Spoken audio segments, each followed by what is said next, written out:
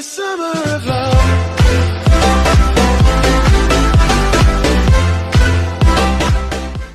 In my living room, there is a big and larger lamp.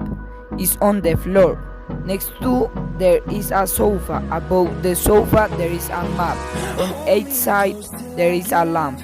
In the furniture there are 4 cushions, 2 on each side. Right away there is a clock. Below the clock there is a table. Above the table there is a vase with a flower. There are 6 chairs on the table. Next to it there is a window. There is a TV in front of the sofa. There isn't carpet and there is not fan. Below and above the TV there is a shelf. Also there are 3 small lamps diagonally to the TV. From the window you can see the garden.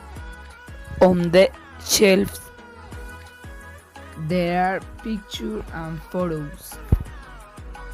In the kitchen there is a oven, there is a lamp, and in the kitchen there is a dishwasher, there is a fisher, there are some cupboards